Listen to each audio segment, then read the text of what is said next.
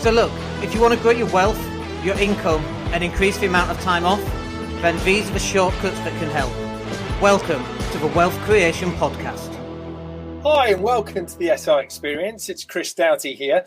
I'm very excited to have a really good day lined up. It's going to be high energy.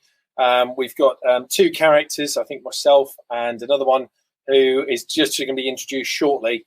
And we are going to be talking about mindset. We're going to be talking about investors. We're going to be talking about sourcing agents, but mindset, planning, and operational execution, which I think can relate to all of us in all of our businesses. So we're very excited.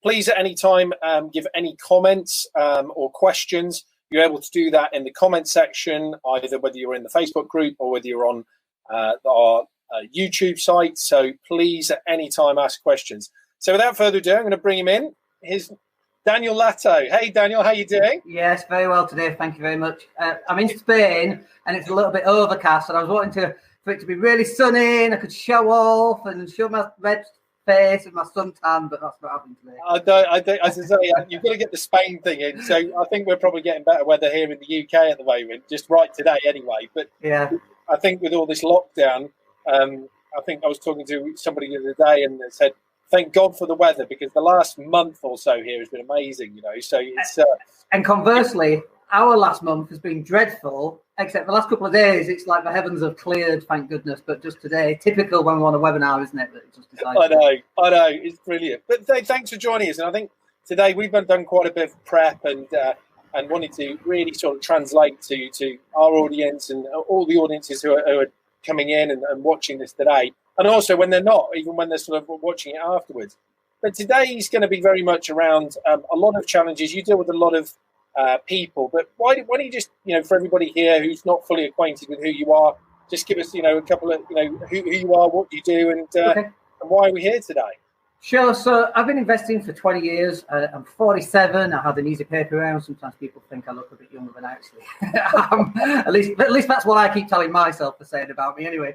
So I've been an investor for about 20 years. We've pretty much bought every property below market value. Sometimes we didn't even know what we were doing. When we first started out, there was no help, no podcast, YouTube didn't exist, no property coaching, nothing. There's, just nothing out there. So you had to learn at the coal face, and you used to get a lot of things wrong, and you get better from getting things wrong, really.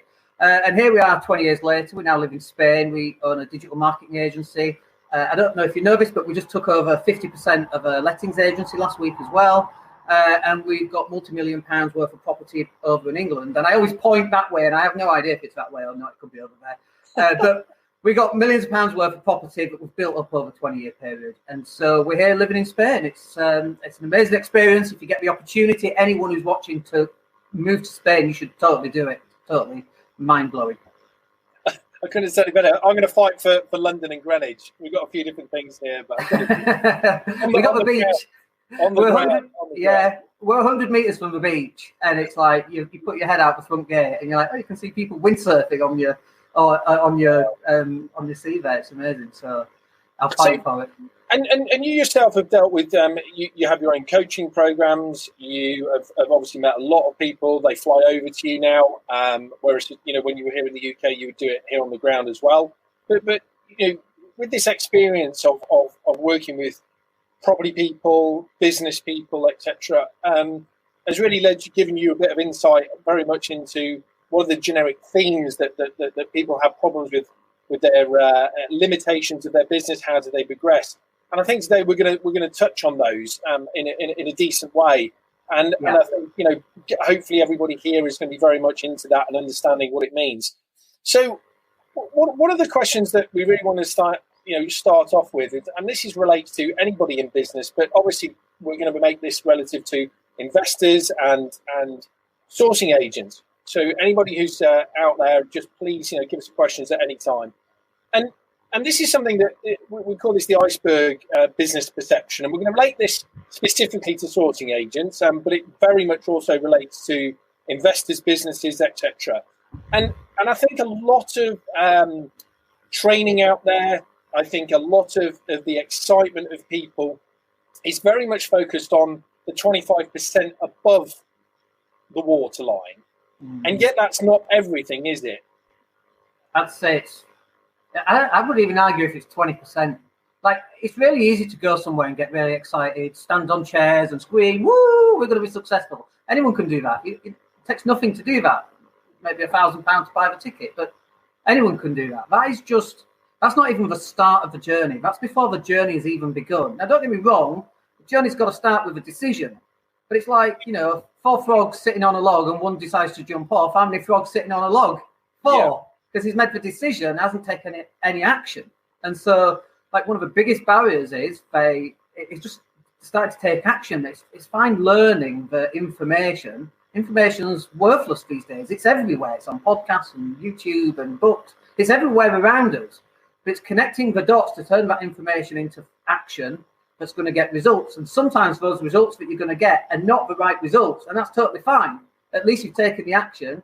Then you can have what we call sensory acuity, where you're looking at the results and you work out that's not the right result. And then you use behavioral flexibility, I'm using some NLP terms here. Behavioral flexibility means that you then adapt what you do until you get the right answer. And the problem for most people is they get an answer that isn't what the answer that they wanted, and then they stop because, it doesn't work that. And so that didn't work, but there's another million different ways of doing it. So you've got to keep going and keep going and keep going. And for me, I see that the successful people keep going until they get the result, whereas the unsuccessful people keep going until they get tired or they get fed up. There's a big difference between those two people. But also, I mean, just from my side, and I think I'm excited today, and so are you, because we're going to have a little bit of, challenging each other on this. Shall we? Yes, we are. But again, from that perspective, for me, it's about being tenacious, and yes, and taking action, and rather than sat there, at the end of the day, wondering, should I do it or not, and analysis paralysis. But at the same time, what we find is that, and if we relate this again to the sourcing business or even investors who have been through training, it's okay then, trying. But where you can accelerate your results, and that means that actually getting those results in a shorter period of time, or avoiding the pitfalls that others have had pitfalls before, that actually can be accelerated, the definition of success, through actually learning and with people who've done it previously and know what pitfalls are and can advise you, or can actually advise you with structures, systems, process. Does that make sense? To massively accelerate. Otherwise, you'll just keep banging at doors, which I could have told you, out of the 30 doors, don't knock on those 20, try those 10. And with that mindset of actually then taking action, combining that, means you're going to be accelerated, in your journey. I've seen a video on YouTube, and it's this really drunk guy trying to go up an escalator, except the escalator is going down. And he's working so hard, he's putting all the effort in, but he's really drunk and he doesn't realise he's on the wrong escalator. He's working really hard, and he's there for ages trying to get up this escalator, and he's not going anywhere. And then someone comes along and moves him 2 feet to the left and is straight up the escalator to the top. And that, for me, is a perfect analogy of what happens with people who haven't got coaching, but working really hard, they're trying everything, they're sweating, they're working so hard, they're just trying to get up the wrong bloody escalator. And if we just got someone to help them to go up the right thing, to get to the top a lot sooner. I think that demonstrates what you were saying really well there. And if we relate this to, if I build this out, I think, for everybody visually, it's much more interesting, I think. So in a sort of world, or whether that's even in an investor's sort of world in their business, they talk about, the sold or the buying of the property, which is at the top there. Then there's all the, exciting communications of doing the deal, etc. And that's really where everybody kind of focuses. But actually, underneath it all, to run successful businesses, you've got relationship management in not just, for example, dealing with the seller, if you're a buying investor, but you've got relationship management of all of your power teams, your solicitors, your accountants, your banking, your builders, your potential lettings agents, etc. You've also got to run your own business, which is your business admin and legal side of it. Compliance, for example, even as here in the UK, even having a UK limited company, you still have to now technically register with the ICO, with the, on dealing with information, if you're dealing with anybody, client's information. And then marketing and advertising, and that not necessarily relates directly to investors and their companies, but in essence, they're outsourcing that to lettings agents. But they still that premise of what product do you have and how do you attract people to it. So there's all of this underneath. There's that, the waterline of the exciting fun bit. And if you don't have systems, process, procedure, and the ability to operationally execute, that can become a burden, and people then drop off with their enthusiasm of not then, delivering. And that's why after 6 months, a lot, for example, sourcing agents drop off, and it's very sad to see. I think the problem for many is that they have an inability to understand what it takes to get something across the line, and that line being a closed sale. And it does take communication at every level. So if you're the broker, you've got solicitors to deal with, perhaps both solicitors. You've also got the vendor to deal with, and you've also got the investor to deal with. So there's 4 extra people, as well as yourself and your team, that you've then got to deal with. And you've got to keep everybody up to date. And one of the things I love about compliance is turning people into being more like estate agents. And actually, estate agents get all of this, most estate agents, I should say, get this done really well because they have to. Whereas most people are just having a go, having a play, and they haven't got any of these systems in place. And then they wonder why it doesn't work. I was being texted last night by a guy who's had a couple of deals fall through. He's not one of my clients. He's been on someone else's training course. And he can't understand why. And I'm like, well, what are your systems like? What's your communication like? And it doesn't have any. And he's like, no, I'm just getting a deal across the line. It's with solicitors. And I'm like, well, what's going on with them? I don't know. Well, that's no good. Yeah. And so people miss, there are lots of areas in running a business. And like you quite right to say, people think, I've got to go find a deal. Once I've got the deal, woohoo, $2,500 sourcing fee, I'm done. And it's like, no.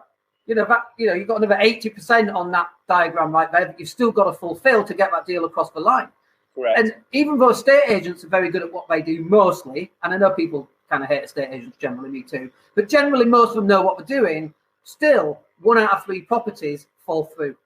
Yes. So if that's what it's like for a business with staff, with team that have been doing it 20 years, what do you think John, who's been on a weekend trading course, who's got his first deal, what's going to happen there? Yeah. There's a really good chance that that's not going to go through. And at that point, ties into what we were saying before, they go, it doesn't work. It totally does work. But the level of learning and the level of experience you've got to go through, you've got to fail forwards. Yeah. And so every time you get a failure, you double your effort. And at some point, you're going to get one across the line. And then it's, once you've opened the floodgates, then you're allowing more to come through.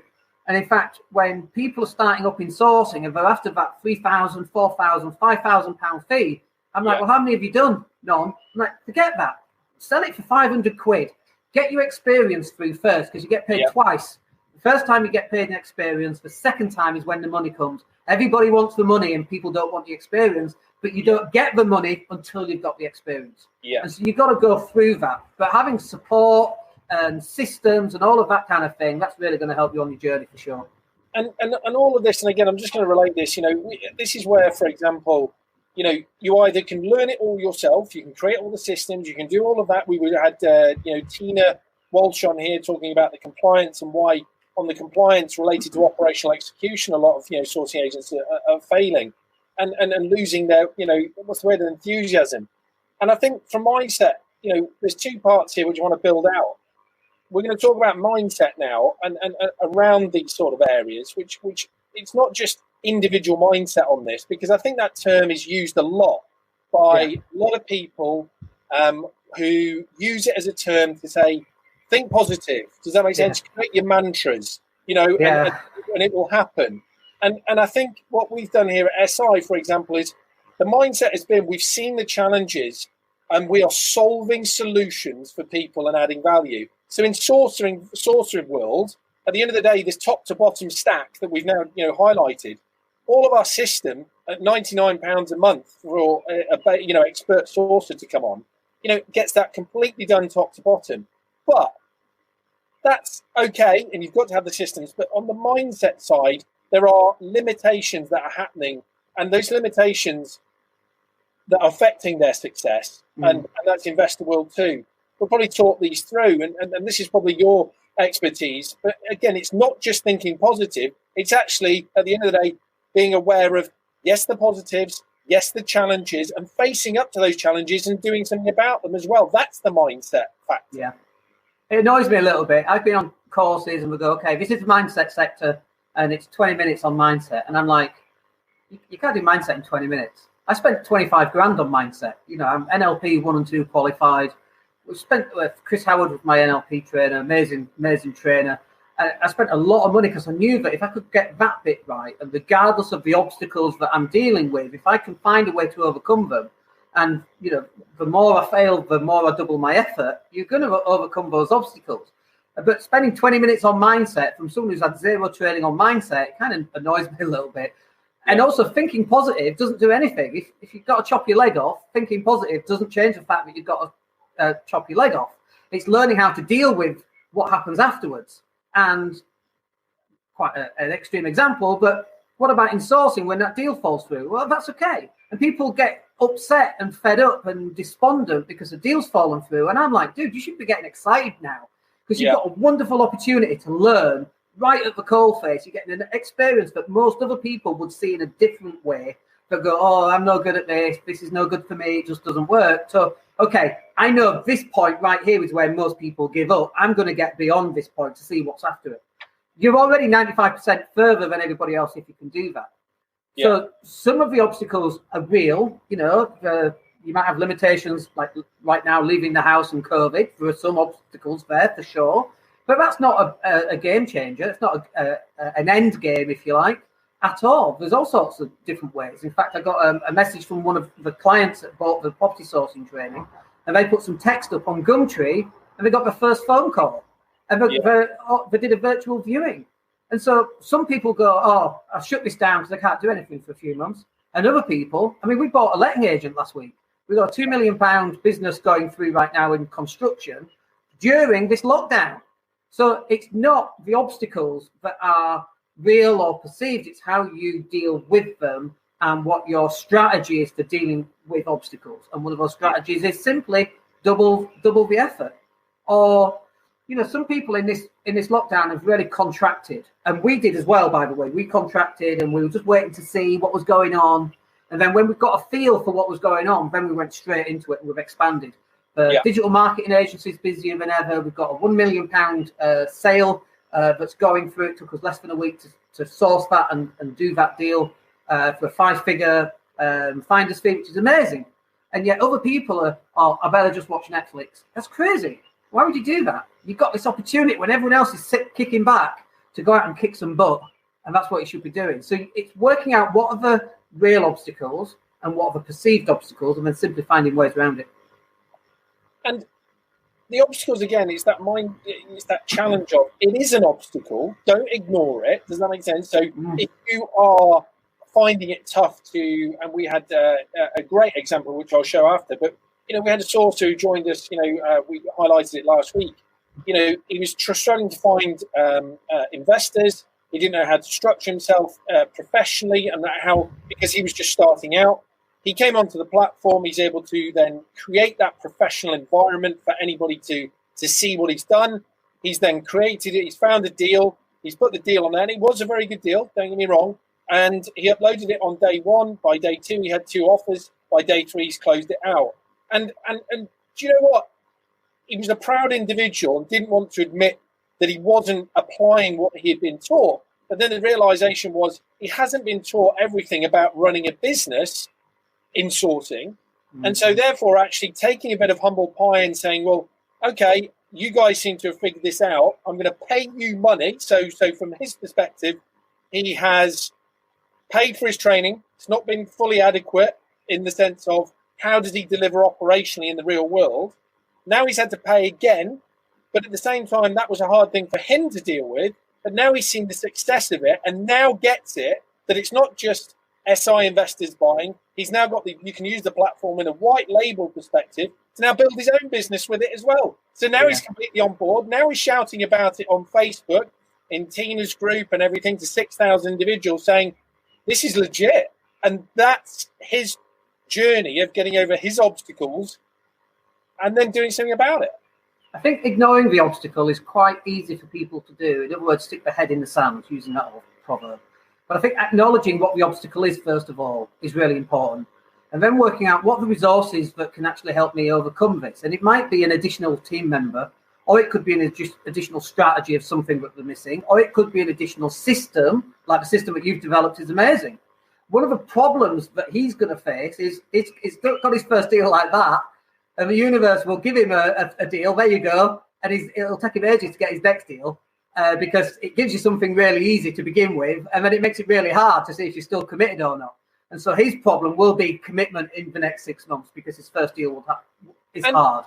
And Daniel, with him, just again, sort of giving you a little bit more insight into Brian, he is now, obviously a big advocate of it, but he's done that in the last 4 weeks. It's going to close out legally in the next 2 weeks. So it's actually a short turnaround, and that's during the COVID.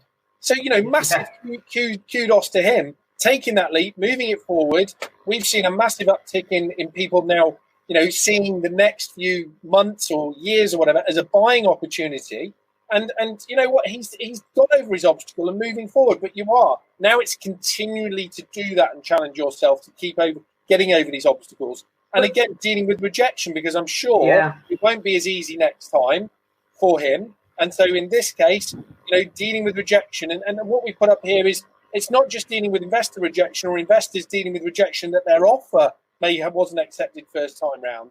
But that's quite a hard thing to deal with on a day-to-day. And you feel like you failed because you expect in this world, unfortunately now, where you do something and you'll get immediate gratification or success, when in actual fact, people see success as something that's easily attained.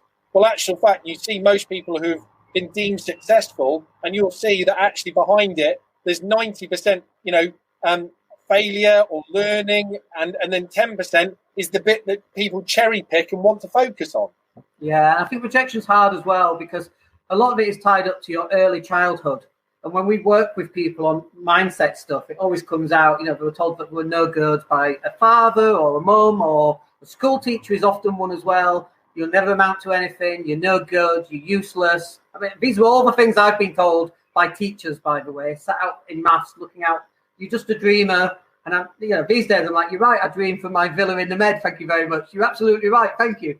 But that rejection carries all the way through, and people try and avoid rejection because it's painful from the stuff that happened in their past, and then they're in this avoidance strategy. Well, how can you be successful if all you want to do is avoid rejection? It's impossible. You're going to get rejected. And so some of it is looking back at what these times were, if you can remember them, and if not, taking a best guess. And asking yourself, what were the learnings that I got back then when I was 10 or 13 or 18 or 5? It can happen at any point. And most people, the learnings are you're useless, you're no good, you'll never amount to anything because that's what we've been told. And actually, if we look at those things and we turn them around to, well, actually, the learnings that I got was that person was a failure. That person was useless. That person never. How the hell do they know what you're going to do when you're 5 or 10 or 15 or 18? I got 5 GCSEs, for goodness sake. My form tutor telling me I'm useless. Well, not so useless anymore, are we? Why should I rely on what he's telling me to form the way that I feel about myself and whether I'm going to be successful out there? So you should be looking forward, of course, but also I think you have to acknowledge what is this rejection and what is it that you're running away from. When you look at it, you change it. It's a quantum physics thing as well, but it's an NLP thing too. By looking at the thing and analyzing it and asking better questions, you can change the results that come back to it. So, for example, if you say to yourself, why am I so useless? Like, that's what people ask themselves. Their brain will run off. It's like Google, and it will get lists of reasons why you're useless. And you go, oh, wow, I must be useless. Whereas if you change that question to, how can I be a deal sourcer and be successful? Your brain will run off and go, you need systems, you need marketing, you need completely different answers. The same thing, you're the same person, you've not changed, but the way that you start questioning yourself is vital. And this is the bit that annoys me on, this is mindset training, 20 minutes on be positive. It drives me insane, can you tell? I can tell. It sounds like me with regards to trying to solve a lot of issues with people. It's the same issues, it's the same common, themes and stuff like that. And in actual fact, people still go to the, I just want to fix it quick in 20 minutes. But in actual fact, on a personal basis, dealing with understanding yourself, psychology, I've been seeing a life coach for 2.5 years now and understanding those themes of what you talked about, rejection and how you perceive it. And again, just that's 2.5 years I've been doing that and I still don't know it. But the key thing is it can be relearned, retaught, and actually gives you it's relief. It feels like relief. That's what it feels like once you get your head around it. Well, it's a journey as well, you see, and people think there is I'm fixed, and it doesn't work like that, because the other side of this is if you keep digging and asking yourself what's wrong with me, you will keep digging forever. At some point, you need an open date and an end date, like bookends, where you start this journey and you go, okay, I'm going to finish this journey on this date, and I'm fixed. Whether you are or not is irrelevant. It's what you're saying to yourself. I'm not going to allow this. I'll give you a really bizarre example of this. When I first started dating my wife, I was allergic to cats. I was so allergic, my eyes would puff up and I couldn't see out. I was totally fed up of it. And I was doing some NLP training at the time, and I was like, it's crazy, but let's just try this. And I made a decision not to be allergic to cats anymore. I went home, I wasn't allergic to cats. And I'm like, what the hell is that about? How does that work?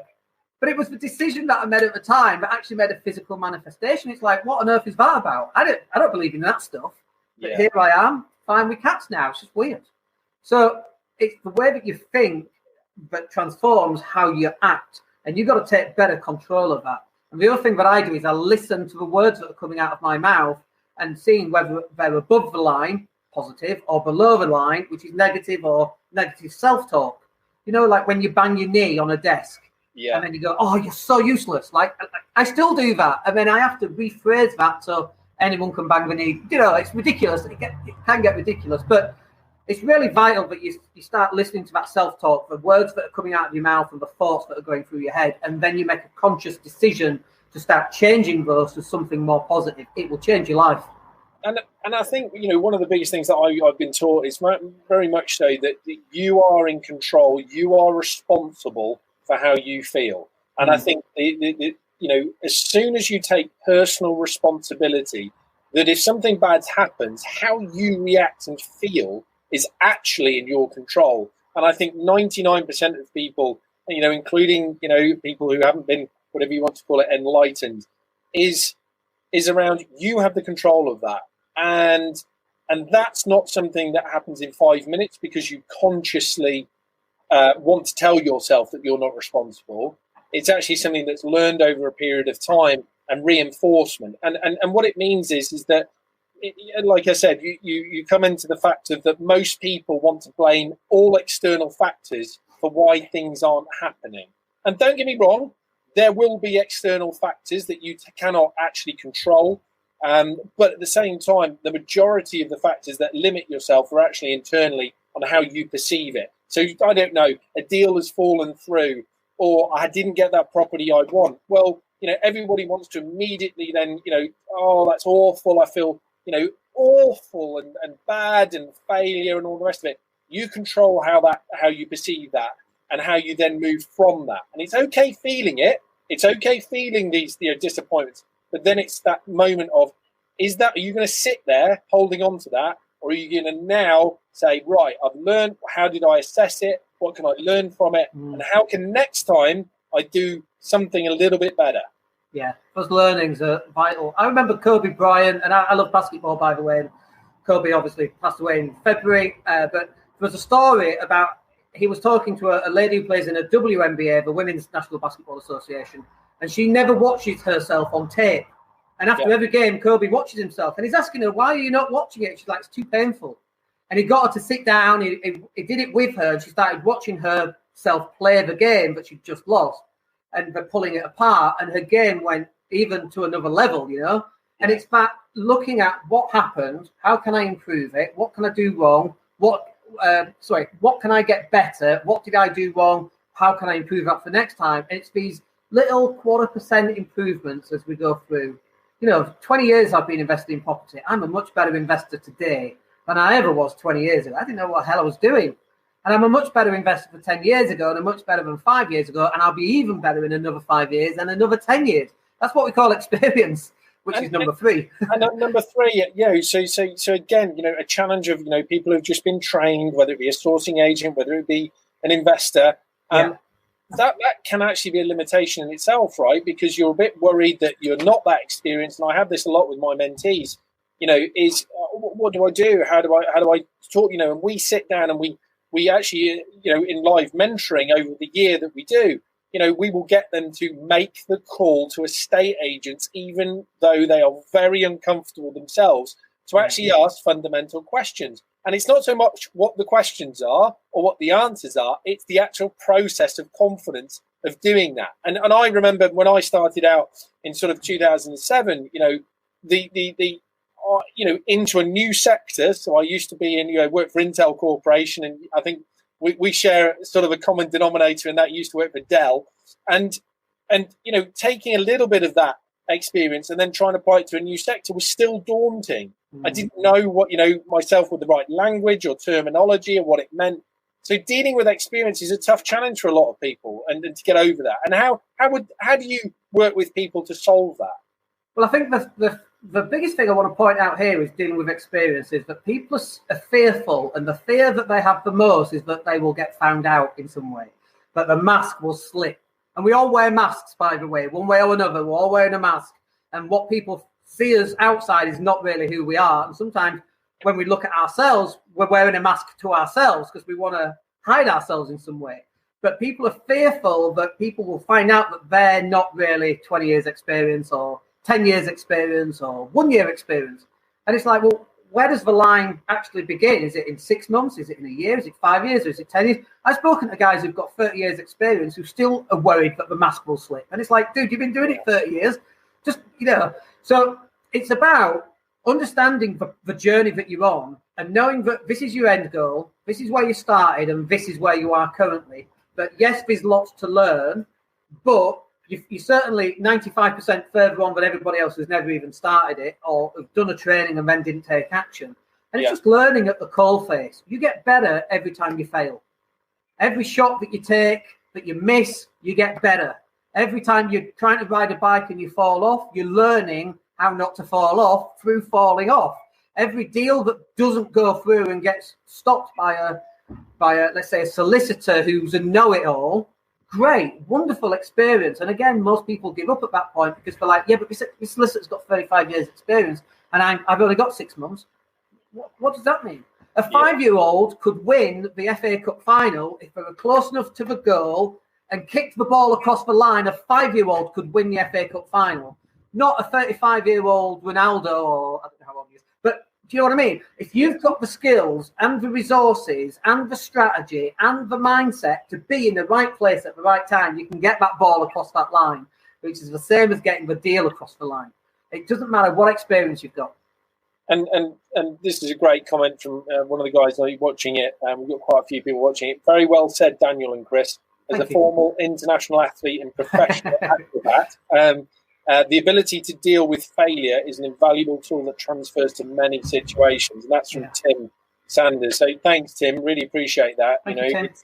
So dealing with that. But here's something that's very apparent to a lot of people who want to take that step and change their lives, and how they've got to that decision point, whether they've been coerced, whether that's come from within, and coerced being in a high pressure sales environment or something like that.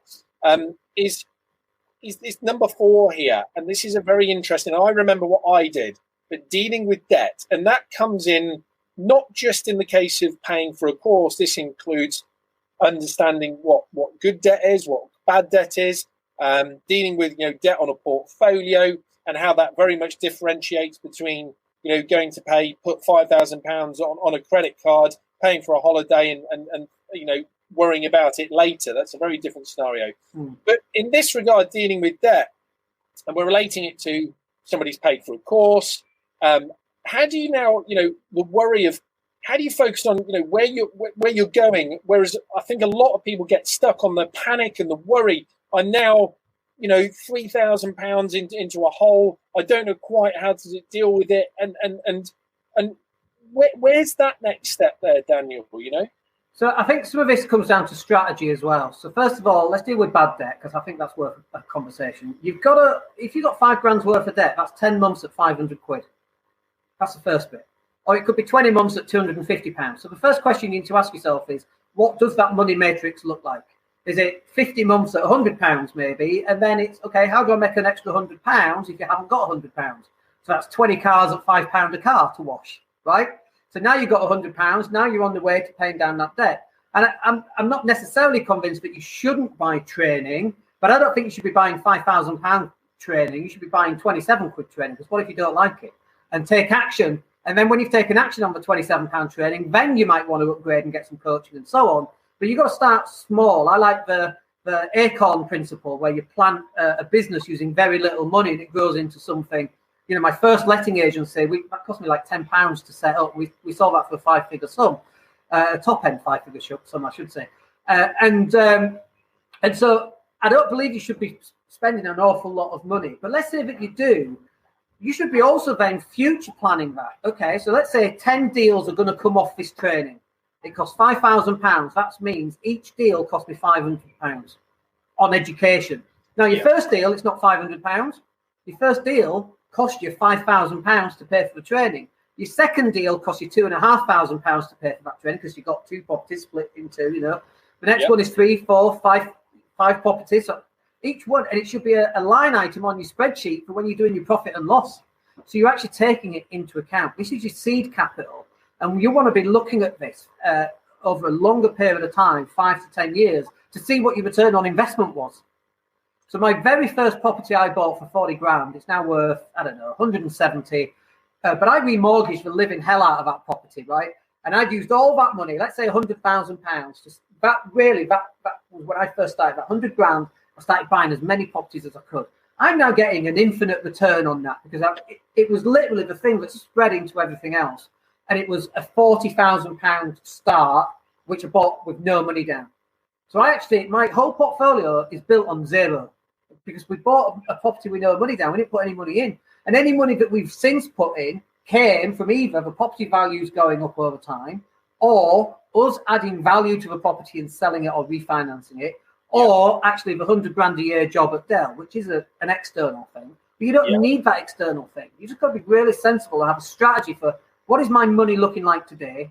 What did it look like a year ago? What's it going to look like 12 months, 60 months, 100 months from now? What is that going to look like? And what do I want it to look like? And so that then is about taking control over what you want your future to look like.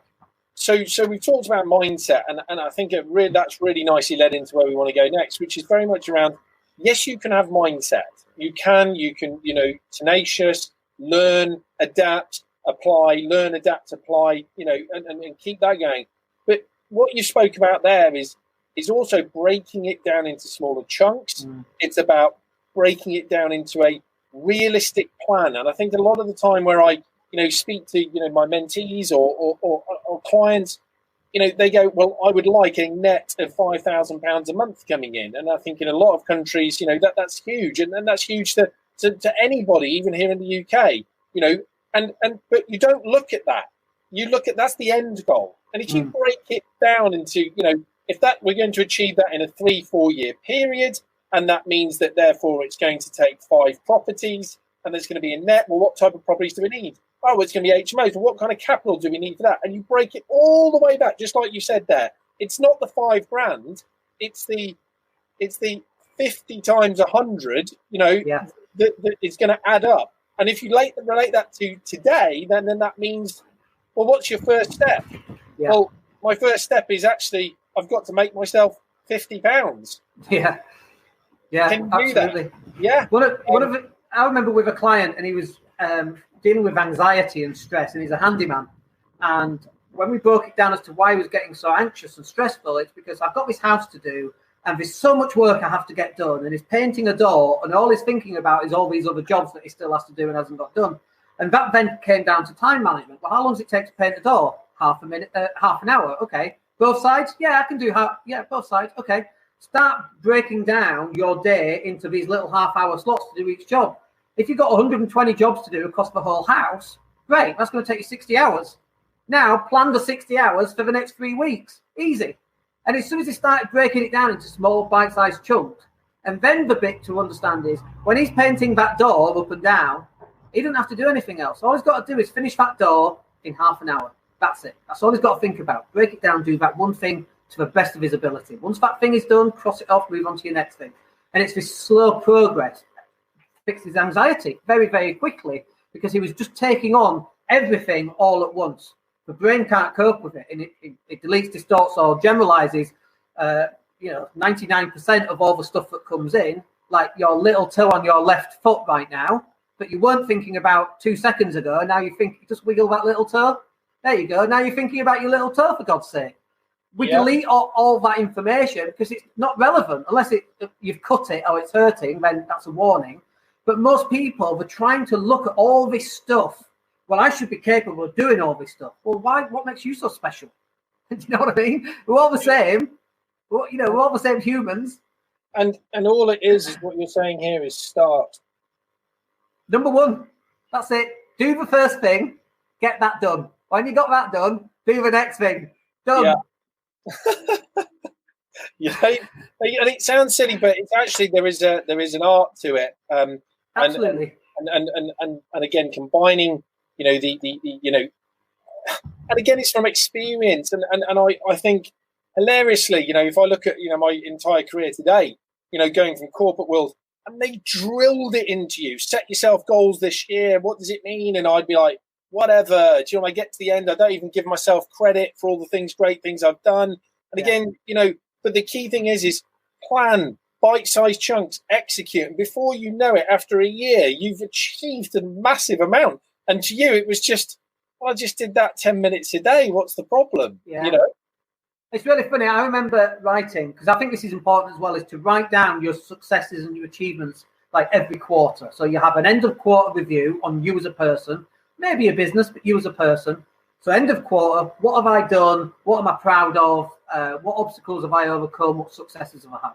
I'll give you an example. Me and my wife were doing it, and it was April, and we were writing down, it was something that I couldn't remember, something really important I'd done, and I couldn't remember it. And then it took me like a day. Finally, I remembered it, and I'd broken an arrow. You know the arrow breaking, where you step forward and broke the arrow? And I'm like, how the hell do you forget something as major as that? Pretty big achievement. I'm like, wow. And it just goes to show how easy it is to forget how amazing we can be. Yeah. Because the first moment that you bang your knee, you've done that, but you banged your knee on a desk and you're an idiot. They're the bits that we remember. And I think it's really important to start reminding ourselves not only of where we're going, but also of where we've been in terms of successes, because they, adding up, will get us to where we want to get to. So we've talked about mindset. We've talked about breaking it down and goals and planning and having a step. And then there's another area, but I think visually, this is probably going to help with everybody. Is we've spoken about mindset, and it's not just that by itself. So doing a mindset, by itself, or a coaching course, that's only one piece of the puzzle. And the definition for me, success is what you deem the success to be. It's not what other people think. It's not comparing yourself to others. If your success is, I would like to have 2 properties to have in my retirement where I can keep, working, doing my job that I'm working for, a big corporate, and that's what you want to do, that is brilliant. And if that is your definition of success, then you can create that. But you still need mindset. We've talked about the benefits of planning. You have to have that as well. In order to have that mindset and the planning combined, the final piece, which I think I always want to get, is operational execution. And that is systems, that is process, that is scalability, and all the things we've talked about, what SI provides to sourcing agents. And for me, this is where overarching, you have to have those 3 things to create that success that you desire. But if you only have 1 or 2 of those, it's probably going to be a rougher journey than having all 3 combined together. And that's what we wanted to represent here. Yeah, absolutely. And when we look at what percentage of time are people spending on those 3 areas, there'll be a definite mismatch. So how much time are you spending on mindset? And the mindset aspect isn't necessarily listening to audio tapes. It could be just you listening to the words coming out of your mouth and recognizing them. Or having a mood chart where +10 is you feel amazing and -10 you feel terrible. And every time you're on a minus, let's say -7 or 8 or 9 or 10, you write down what was it that put you in that mood. Just recognizing this is the acknowledgement of why you're feeling like that. And you realize you've spoken to your boss. It's like, oh, heck, it's my boss. He's what's making me depressed. I need to get rid of my boss. Yeah. And you could use that then as a springboard for motivation, because we are motivated by away from motivation and towards motivation. And knowing what that energy that's sending you in a particular direction is really important. It's a little bit windy here, sorry. So I'm going to get blown away here. It's amazing. So sunny Spain and all that. But understanding what that motivation is, I think, is really, really important. And I just like looking into this stuff for me to work out, okay, I hate doing this. And I hated having a boss, always hated having a boss. That's why, I've not had a boss for 20 odd years now. And that was my motivation. And then we went from some terrible money situations a long time ago, 15 years ago, horrific stuff, And that was a great learning because I never want to go back there. But again, it's all away from motivation. And if all you've got is away from motivation, as soon as you're not in pain anymore, you then stop being motivated. Then it has to turn into, what do I want? Like, I'm looking at yachts right now. I'm not buying a yacht. It's the most ridiculous, stupid thing ever. Do not buy a goddamn yacht. I've had a Porsche. Stupid, ridiculous thing. Don't buy one of them either. Buy assets. But I'm looking because it's towards motivation, Going to the Ferrari showroom, touching the car, smelling the leather, sitting in the driver's seat, booking your holiday in 12 months' time, not on a credit card. If it's a $2,500 holiday and it's in 10 months' time, save 250 quid a month. By the time you get there, honestly, there's nothing better than going on holiday when it's paid for. It feels amazing compared to knowing you've got this bill to get back to. It's about looking forward and planning this in such a way that is the inspiration for you. And that it's kind of, you've got to do all of it all at the same time. It's like plate spinning. You've got to run them all at the same time. You can't just focus on, I'm going to get my first deal. It's all of it. So I think what we wanted to, really summarize this in how to, we've talked about mindset, we've talked about operational execution, we've talked about the planning. And I think really to summarize this, how can these issues that people are facing, be summarized into execution? And I think we've sort of summarized it into 4 points, which is, you've got to initially have that commitment, and that's commitment initially, that commitment to see it through, and sometimes that's really hard, because talking about commitment to me is, everybody's committed in some form every day, whether that commitment is to their family, whether that commitment is to make sure that there's food on the table, whether that commitment is to themselves in order to do the best that they can. But commitment, sometimes you need that recharge from other people and energy. Does that make sense? It always comes from within.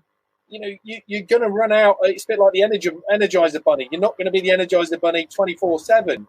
And then, we talk about structure, structure and planning. Then there's the ability to have that and implement. But then, okay, that's fine. You've done one deal. In the case of, we talk about Ryan, how does that scale up so you can now do one deal every month for sure? What do you need in place to be able to do 2 a month for sure? And that's not going to happen in a month's period. You've got to be able to plan and execute.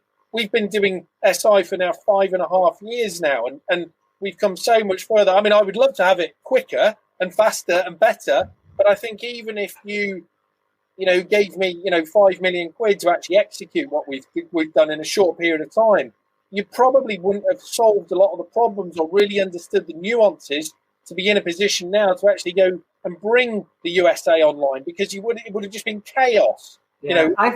Just on that, I think it has to go at its own speed.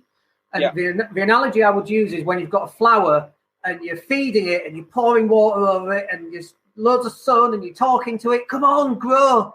Well, the flower's going to do it in its own time. Okay. And if the nutrients in the soil, they still got to be good. The soil's still got to be good, and you still have to water it, and you still have to talk to it, probably. Yeah. And it still needs the sunlight, but it should have taken 5.5 years, because if you'd have done it in 12 months' time, the thing wouldn't have lasted, because you're growing roots into the ground, using the flower analogy, or the bamboo analogy is a better one, where it takes 5 years for a bamboo to grow its roots, and it doesn't show at all. And then you come back in year 6 and it's 100 foot tall. It's because it spent the first 5 years planting its root, which is exactly what you've done. That's why your business will be around for way longer than all these other fly-by-night people are coming in. Very quick amount of success, loads of marketing, loads of shiny objects, but no real actual structure to their business. They're going to fail miserably. And that's why that journey is really important. All those 4 things on that previous slide all count to making that happen.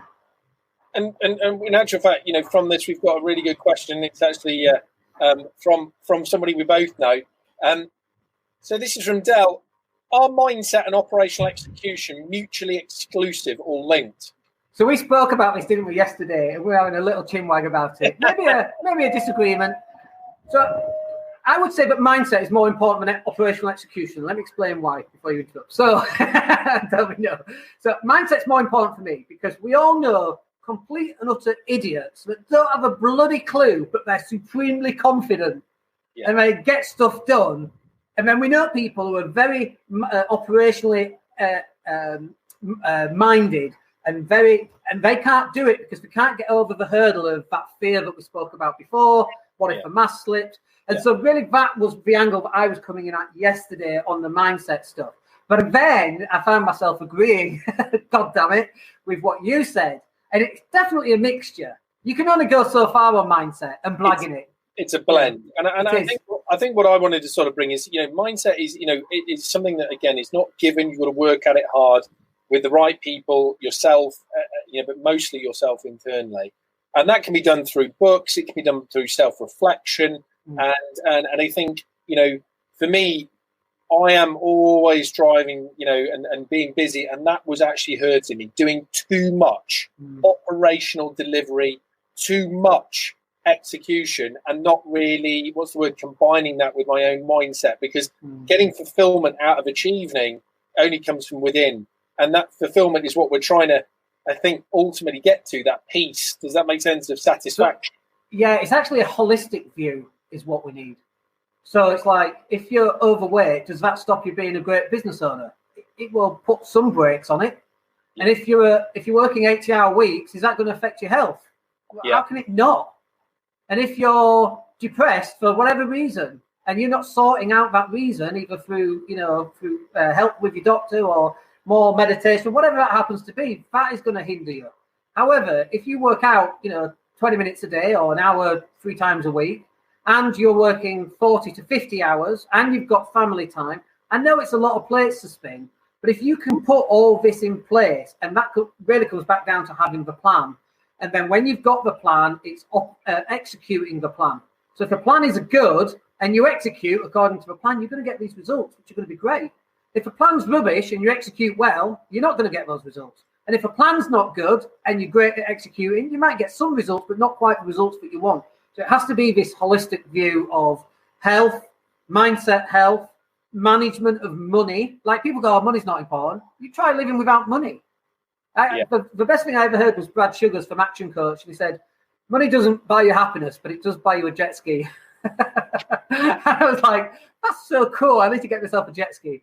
It does buy you a jet ski, but if you don't appreciate the jet ski after and what you can do with it and with who, and then appreciate the moment of doing that, because you're always thinking about what's next, then you're never going to get that satisfaction that you ultimately desire. And I think some of the happiest people that you will find out there genuinely are people working with their hands. I know a plumber who every single year makes sure he goes fishing for a month. And without doubt, that's his control.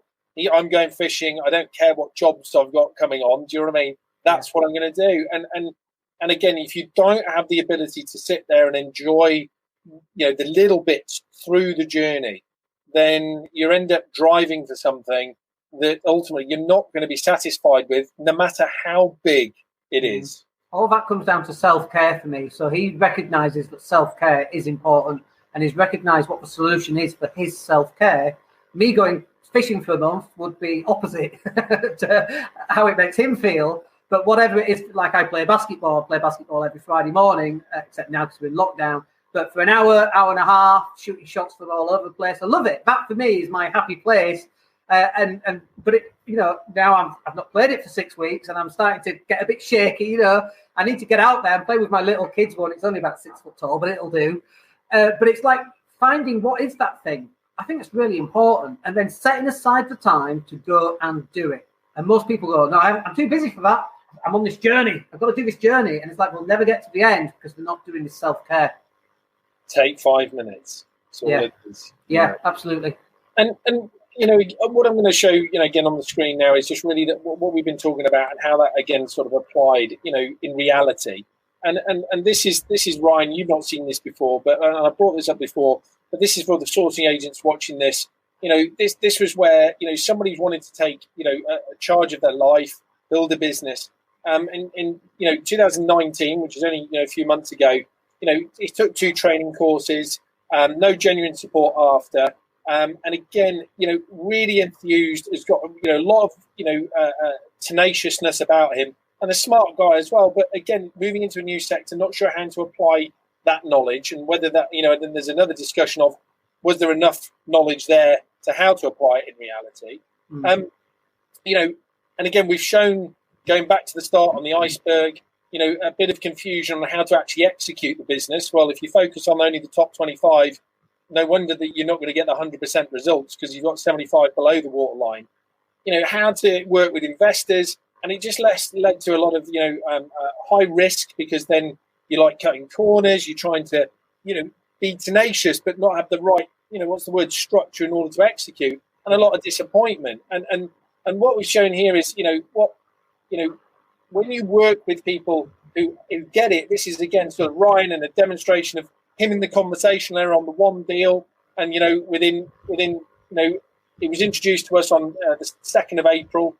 He uploaded his first deal on the 8th of April, 2 offers on the 9th of April, and was able to sell it, agreed on the 10th of April. That's amazing. And now using SI for his own clients, because we have the ability for them to build their own businesses. And I'm not shy of spreading good news, you know what I mean? And this is actually, all of the challenge that we talked about. And we have now monthly calls with all of our agents to work on, how's your business going? What's the data? How can you change? Are you sourcing the right kind of properties for your area? Are you what's the demand from the clients? And again, this is working as a unit, combining all of this stuff. The mindset, the planning, what you're going to go and do, and then how are you going to operationally execute? And today's been great, but I wanted to show in reality to people on the call what that actually translates to. Yeah. Love it. He's done amazingly well. And a great first start. The key is, when France first came to the World Cup and they won it the very first time they were in it, and they got there and went, yeah, we've won. Don't know what it was all that was about, really. I don't think we've won it since, have we? No. So it's like, it's easy. And because it was easy, they don't put as much effort in because they're too confident. And the world is like that. It will come. And we know this from the Rocky film. Nothing hits as hard as life. And it's about how many times you get back up, But most people get hit and they stop. But having a success off your first go is a bad teacher. Or can be, depending on how it is. But because he's now got that support, he knows what's coming. He knows his next deal is going to be harder. Yes. Because the first one was so easy. But he's got the support. So I love the platform that you've created. Absolutely amazing. And it needed 5.5 years for the flower to bud properly, for it to blossom. Now it's time to bring, as I say, transparency, security to investors, and also business platform for a lot of actually genuine good people on the ground who unfortunately are in an industry where there are a lot of people that aren't so good. And so therefore this actually brings it to the forefront to allow people to get results, whether that be return on actual property investments or creating revenue from finding properties and working with good investors. So no, I'm pleased. And we're going from strength to strength. So I think what we're going to do is honestly, I think today's been fantastic for everybody. And what I wanted to do was obviously show to people what is next. What is the potential action? So if you're watching this, whether it be live, we've got a load of questions that to be asked. But normally this is a half an hour webinar. Daniel and I could just talking all day, and hopefully be very useful to people. But what we've got also is a couple of things, and it's about 2 different types of people. If you're a sourcing agent and you're just starting out, as we talked about, taking baby steps, and more importantly, not having to think you have to do so much, which means spend thousands and thousands of pounds on something that that's out there. So Daniel's got, and again we're promoting this because we are now consistent business partners now, and this is by far the best early step for people on that journey. We had, I think, this morning about 8 people join our sourcing agents group, all with the question answered of, we're just interested in sourcing. So anybody, with those questions and stuff like that, it's £27, 15 modules, 90 videos. I've done it. And as I say, just to make sure that it was good, and it was very good. And compared to what's out there, it's no nonsense. And this was, a great comment from Sarah on that. So you can go and do that by going to sourcinginvestments.co.uk/start training, and take that action now. And again, it's £27. If you're genuinely interested in this sector, this is the starting point where you should start. And then from my side, for any other people who are not just starting out, they've got the company, they've been on a training course, that resonates with Orion. There's taking action for established sources, and this is if you've got your compliance, you've got your company, but you're struggling with connecting A to B, which is the investors to your business to revenue, and you've not quite there with understanding how that actually executes. And Ryan was a great example. And this is where you can now, reach out to us, have a conversation. In here, we've got Tony Walsh, who is the husband of Tina Walsh, who a lot of people have heard about in this sector. So Tony will have that conversation with you, or Bonnie Marshall, who works on ecosystems, Sourcer ecosystem for us. So please reach out to Tony directly. It's only an email to have a conversation for a free business review and a demonstration of the sourcing investment system. But the time is now on both of these. So wherever you are, starting or just starting out and interested, or actually want to actually execute with a platform which has had genuine results, then please do so. And hopefully, have you got anything to add there, Daniel? No, I was just going to say, actually, when we first created this training course, you're always nervous about putting a new training course out because you're like, is there enough in there? How will it be? What will the reception be like? And one of the comments that came through was they'd just come off somebody else's weekend training course that cost like £2,000 or £3,000. What's it? Who it is? But they've been on their training course, and then they went and bought mine, and they said mine was so much better than the weekend training course and much more in depth. And it was such a relief, when you're putting content out that people can actually use it and get deals off it and implement it. And I'm proud to put that content out because we get reviews coming through all the time from people who've done it and are implementing it and saying that it works, And for £27, you just can't go wrong. So, and then Tony knows his stuff, husband of Tina. Both Tina and Tony have been clients of mine for about 8 years. I don't know if you actually knew that. So, and we help coach them. And so they really know their stuff. Amazing from the property sourcing compliance point of view. And definitely, if you are an investor and a sourcer, you should be booking that phone call with Tony to see how you guys can help them. So we've just had a really good question, Daniel. We're going to take a couple of these before I actually we've done our we've got a signature 60 seconds, which you don't know what's coming.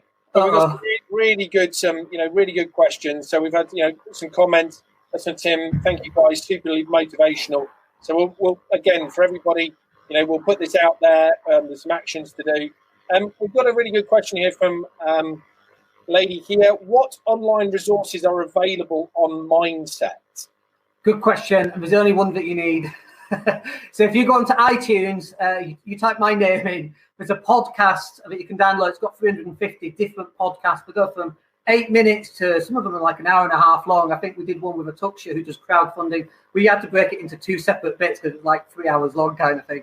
But we do a lot of mindset on that. And then on the YouTube channel, so we have a show called Mindset and Hustle Show. It's on YouTube every Friday. It's supposed to be at 12 noon, but we're in lockdown, so it's around 12 noon. Depends on what lessons we've got with the little one. But there's a load of stuff there. And it's all stuff for me that I've learned on my journey that we then share what actually works. And we get rid of the stuff that doesn't work because it's just waffle or flannel. And there's a lot of that about getting down to the nitty gritty where stuff, you can take this bit of information, then you can implement it. Like the time management one, for example, you implement the time management one, I think it's like podcast 8 or something. You implement that, your life will change beyond all measure in the next 5 years. Because now you like a task management machine where stuff gets done. You'll actually end up running out of stuff to do because you become so efficient. It takes a little bit of discipline, but once you've implemented that, it's available. So it's on the podcast. You go to iTunes or you go to Stitcher, then you can just download that onto your device. Brilliant. No, I appreciate that. Good questions, both.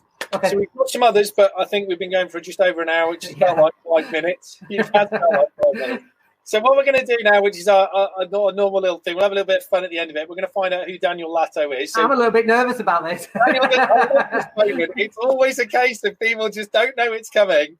And they're just nice, friendly questions. But let's find out who you really are. So what I'm going to do, I'm going to put you in centre screen and say Daniel doesn't know it's coming. And this will be great for running. So we're going to put 60 seconds on the clock on quickfire questions. So you ready?